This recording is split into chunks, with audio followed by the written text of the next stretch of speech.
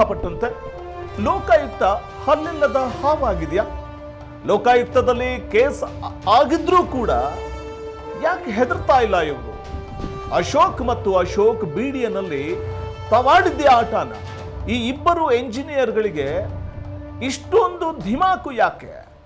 ಇಷ್ಟೊಂದು ಧಿಮಾಕಿನ ಈ ಬಿಡಿಎ ಎಂಜಿನಿಯರ್ಗಳು ನಡೆಸಿರುವಂತಹ ಕರ್ಮಕಾಂಡ ಇದೆಲ್ಲವೂ ಕೂಡ ದಾಖಲೆ ಸಮೇತ ಇದ್ರು. ಲೋಕಾಯುಕ್ತದಲ್ಲಿ ಕೇಸ್ ಆಗಿದ್ರು ಕೂಡ ಇವರಿಬ್ಬರೂ ಹೆದರ್ತಾ ಇಲ್ಲ.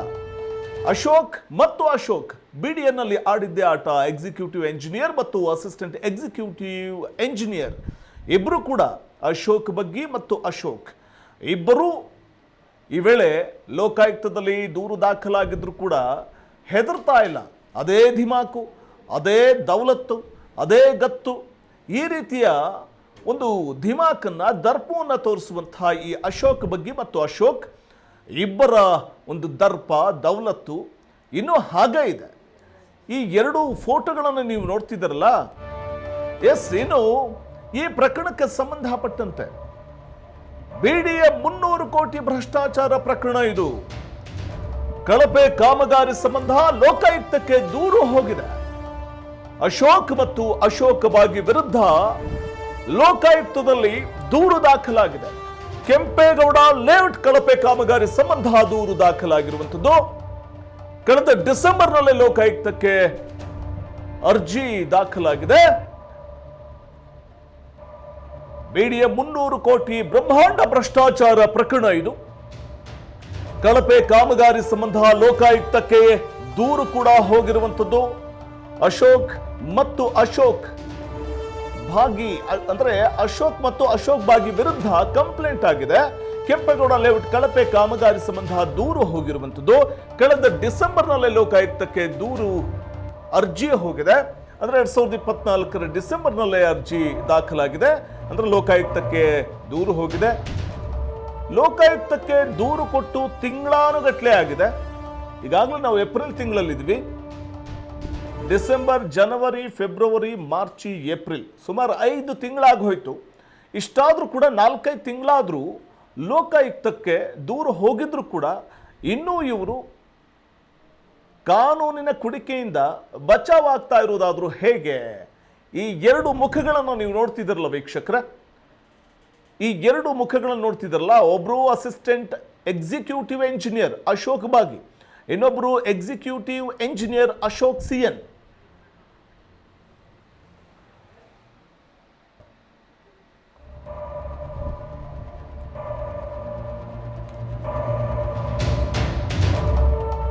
ಅಶೋಕ್ ಸಿಎನ್ ಮತ್ತು ಅಶೋಕ್ ಬಾಗಿ ಅನ್ನುವಂತಹ ತಿಮಿಂಗಿಲಗಳ ಕುರಿತು ದೂರವು ದಾಖಲಾಗಿದ್ರು ಇನ್ನೂ ಕೂಡ ಆಕ್ಷನ್ ತೆಗೆದುಕೊಂಡಿಲ್ಲ ಲೋಕಾಯುಕ್ತ.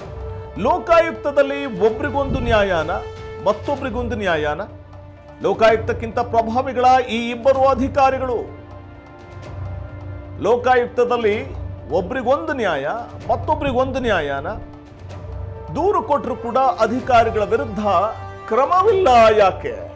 ಸಾಮಾನ್ಯರ ಮೇಲೆ ದೂರು ಕೊಟ್ಟ ಕೂಡಲೇ FIR ದಾಖಲು ಮಾಡಿಕೊಳ್ಳುವಂತಹ ಲೋಕಾಯುಕ್ತ ಇವರಿಬ್ಬರ ವಿಚಾರದಲ್ಲಿ ಅಥವಾ ಪ್ರಕರಣದಲ್ಲಿ ದೂರನ್ನು ದಾಖಲು ಮಾಡಿಕೊಳ್ಳುವಂತಹ ಒಂದು ನಿಟ್ಟಿನಲ್ಲಿ ಯಾಕೆ ಮುಂದಾಗ್ತಾ ಇಲ್ಲ? ಪ್ರಕರಣಕ್ಕೆ ತಾರ್ಕಿಕ ಅಂತ್ಯ ಸಿಗುವವರೆಗೂ ಕೂಡ ಪ್ರಜಾ ಟಿವಿ ಮಾತ್ರ ವಿರಮಿಸೋದಿಲ್ಲ.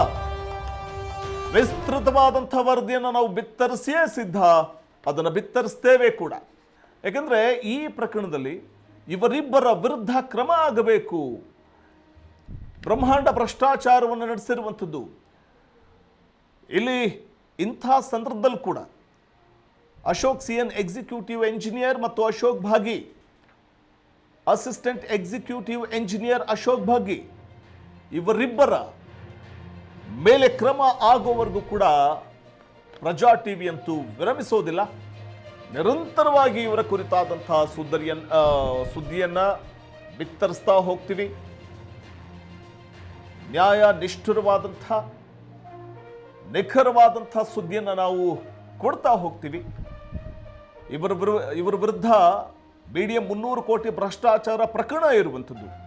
ಲೋಕಾಯುಕ್ತಕ್ಕೆ ದೂರು ದಾಖಲಾಗಿದ್ರು ಕೂಡ ಲೋಕಾಯುಕ್ತ ಇನ್ನೂ ಕ್ರಮವನ್ನು ತೆಗೆದುಕೊಳ್ತಾ ತೆಗೆದುಕೊಳ್ಳದೇ ಇರುವಂಥದ್ದು ಏನಿದೆ, ಇದು ಒಂದು ರೀತಿಯಲ್ಲಿ ಉಳ್ಳವರಿಗೊಂದು ನ್ಯಾಯ, ಜನಸಾಮಾನ್ಯರಿಗೆ ಮತ್ತೊಂದು ನ್ಯಾಯನ ಅನ್ನುವಂಥ ಪ್ರಶ್ನೆ ಉದ್ಭವ ಆಗುವಂತೆ ಮಾಡುತ್ತೆ. ನಾವು ನಿಮಗೆ ಒಂದಷ್ಟು ಅಪ್ಡೇಟ್ಸ್ ಮಾಹಿತಿಯನ್ನು ಕೊಡ್ತಾ ಹೋಗ್ತಾ ಇದ್ದೀವಿ. ನಡೆಸಿರುವಂಥ ಕಳಪೆ ಕಾಮಗಾರಿ, ಡಾಂಬರೀಕರಣ ಮಾಡಿರುವಂಥ ರಸ್ತೆಗಳಲ್ಲಿ ಹಾಕಿರುವಂಥ ಟಾರ್ ಕೈನಲ್ಲಿ ಹಿಂಗೆ ಎತ್ತಿದ್ರೆ ಕಿತ್ಕೊಂಡು ಬರುತ್ತೆ. ಏನು ಮಿನಿಮಮ್ ಒಂದು ವಾರ ಆ ಟಾರ್ ಇರುತ್ತಷ್ಟೇ, ಒಂದು ವಾರನೂ ಇರಲ್ಲ ಅಂದ್ಕೊತೀನಿ. ಅಷ್ಟರೊಳಗಡೆ ಎಲ್ಲವೂ ಕೂಡ ಕಿತ್ಕೊಂಡು ಬರುತ್ತೆ. ಈ ರೀತಿಯ ಒಂದು ಕಾಮಗಾರಿ, ಸುಮ್ಮನೆ ಅಲ್ಲೊಂದು ಜಲ್ಲಿ ಹಾಕಿಬಿಟ್ಟು ಮೇಲೆ ಕಳಪೆ ಒಂದು ಕಾಮಗಾರಿ ನಡೆಸಿ ಸುಮ್ಮನೆ ಒಂದು ಟಾರ್ ಹಾಕಿದ್ದಾರೆ. ಟಾರ್ ಹಾಕಿ ಈ ವೇಳೆ ಹಾಗೆ ಬಿಟ್ಟಿರುವಂಥದ್ದು. ಒಂದು ಸಣ್ಣ ಮಳೆ ಬಂತು ಅಂತಂದರೆ ಅಲ್ಲಿ ಯಾವ ರೀತಿ ಕಿತ್ಕೊಳ್ಳೋದು, ಈಗಲೇ ಕಿತ್ಕೋತಾ ಇರುವಂತಹ ಟಾರ್ ಒಂದು ಸಣ್ಣ ಮಳೆ ಬಂದರೆ ಸಂಪೂರ್ಣ ಪಾಟ್ ಹೋಲ್ಸ್ಗಳಾಗುತ್ತವೆ. ಅಲ್ಲಿ ವೆಹಿಕಲ್ಗಳು ಓಡಾಡೋದಕ್ಕೂ ಕೂಡ ಸಾಧ್ಯ ಇಲ್ಲ, ಆ ಪರಿಸ್ಥಿತಿ ಬರುತ್ತೆ. ಈ ರೀತಿಯಾಗಿ ಕಳಪೆ ಕಾಮಗಾರಿ ಮಾಡುವುದು, ಯಾಮಾರಿಸೋದು ಬಿಡಿಎಯನ್ನು. ಕಳಪೆ ಕಾಮಗಾರಿ ಸಂಬಂಧ ಲೋಕಾಯುಕ್ತಕ್ಕೆ ದೂರು ಕೂಡ ಹೋಗಿದೆ. ದೂರು ದಾಖಲಾಗಿದ್ರು ಕೂಡ ಲೋಕಾಯುಕ್ತಕ್ಕಿಂತ ನಾವು ಪ್ರಭಾವಿಗಳು ಅನ್ನುವಂಥ ರೀತಿಯಲ್ಲಿ ವರ್ತಿಸ್ತಾರೆ. ಇವರ ದರ್ಪ ದೌಲತ್ತು ನೋಡಿದಾಗ ಹಾಗನ್ಸುತ್ತೆ.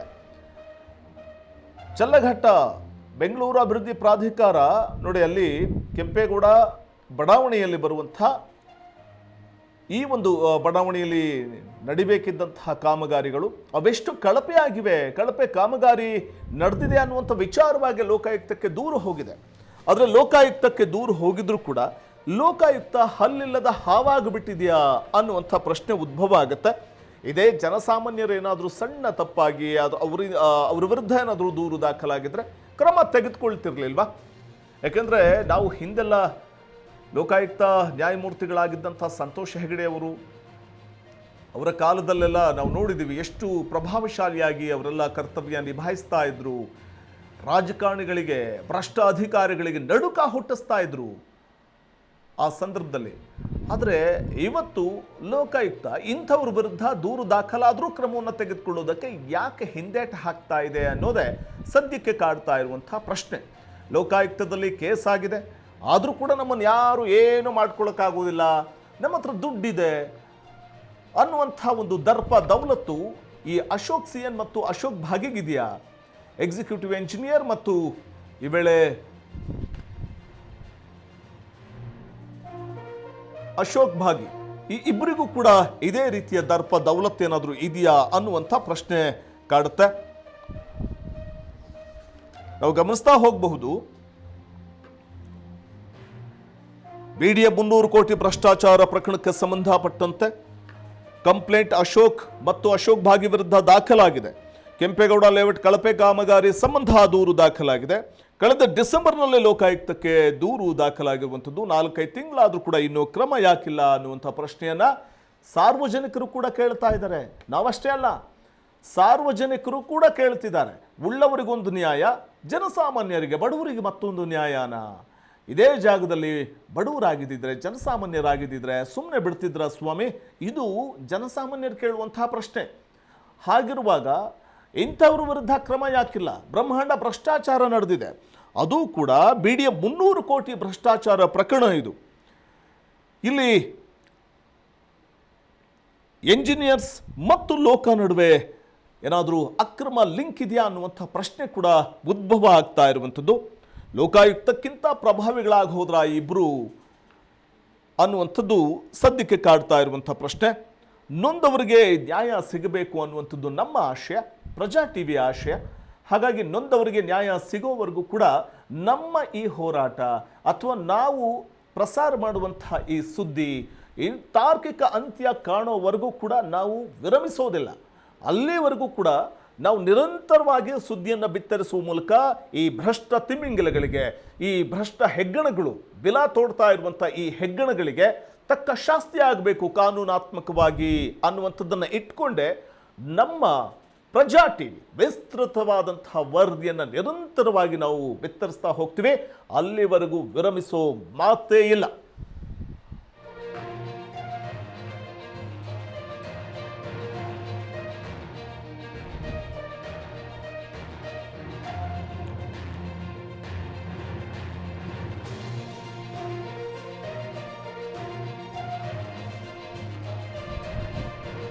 ಇದು ಸಹಜವಾಗಿ ಒಂದಷ್ಟು ಪ್ರಶ್ನೆಗಳು ಉದ್ಭವ ಆಗುವಂತೆ ಮಾಡುತ್ತೆ. ಲೋಕಾಯುಕ್ತಕ್ಕೆ ದೂರು ಹೋಗಿದ್ರು ಕೂಡ ಯಾಕೆ ಕ್ರಮ ತೆಗೆದುಕೊಂಡಿಲ್ಲ ಅಂತ. ಹಲ್ಲಿಲ್ಲದ ಹಾವಾಗ್ಬಿಡ್ತಾ ಲೋಕಾಯುಕ್ತ ಅನ್ನುವಂಥ ಪ್ರಶ್ನೆ ಉದ್ಭವ ಆಗುವಂತೆ ಮಾಡಿಬಿಡುತ್ತೆ. ಅಥವಾ ಅಶೋಕ್ ಮತ್ತು ಅಶೋಕ್ ಭಾಗಿ BDNಲ್ಲಿ ಆಡಿದ್ದೇ ಆಟನ ಉಳ್ಳವರು ಅನ್ನುವಂಥ ಕಾರಣಕ್ಕೆ ಅವ್ರನ್ನ ಟಚ್ ಮಾಡಲಿಕ್ಕೂ ಕೂಡ ಲೋಕಾಯುಕ್ತ ಹೆದರ್ತಾ ಇದೆಯಾ, ಅವ್ರ ಮೇಲೆ ಕ್ರಮವನ್ನು ತೆಗೆದುಕೊಳ್ಳೋದಕ್ಕೆ ಯಾಕೆ ಮೀನಾಮೇಷ ಎಣಿಸ್ತಾ ಇರುವಂಥದ್ದು, ಯಾಕೆ ಹಿಂದೇಟು ಹಾಕ್ತಾ ಇರುವಂಥದ್ದು ಅನ್ನುವಂಥ ಪ್ರಶ್ನೆಗಳು ಕೂಡ ಉದ್ಭವ ಆಗ್ತಾ ಇರುವಂಥದ್ದು. ಭ್ರಷ್ಟ ಇಂಜಿನಿಯರ್ಗಳ ಬಗ್ಗೆ ದೂರು ಬಂದಿದೆ. ಇಷ್ಟಾದರೂ ಕೂಡ ಲೋಕ ಫುಲ್ ತಂಡ ಹೊಡೆದಿರೋದಾದರೂ ಯಾಕೆ? ಕಳೆದ ಡಿಸೆಂಬರ್ನಲ್ಲೇ ಲೋಕಾಯುಕ್ತಕ್ಕೆ ದೂರು ದಾಖಲಾಗಿದೆ. ಈ ಸಂಬಂಧ ಸುಮಾರು ಡಿಸೆಂಬರ್ ಅಂತಂದ್ರೆ 2024 ಡಿಸೆಂಬರ್ ತಿಂಗಳು ಅಂದರು, ಈಗ ಏಪ್ರಿಲ್ ತಿಂಗಳು ಅಂತಂದರೆ ಸುಮಾರು 4-5 ತಿಂಗಳಾಯಿತು. ಇಷ್ಟಾದರೂ ಕ್ರಮವನ್ನು ತೆಗೆದುಕೊಳ್ಳದೆ ಇರೋದು ಯಾಕೆ? ದೂರು ದಾಖಲಾಗಿ 4-5 ತಿಂಗಳಾದರೂ ಕೂಡ ಇದು ಸದ್ಯಕ್ಕೆ ಸಾರ್ವಜನಿಕರಿಂದ ಕೂಡ ಈ ಪ್ರಶ್ನೆ ಎದುರಾಗ್ತಾ ಇದೆ. ನಾವು ದೃಶ್ಯದಲ್ಲಿ ಗಮನಿಸ್ಬೋದು, ಒಂದಷ್ಟು ಕಾಮಗಾರಿಗಳನ್ನು ಅಲ್ಲಿ ನಡೆಸಿದಾರಲ್ಲ ಅಶೋಕ್ ಮತ್ತು ಅಶೋಕ್ ಭಾಗಿ ಎಕ್ಸಿಕ್ಯೂಟಿವ್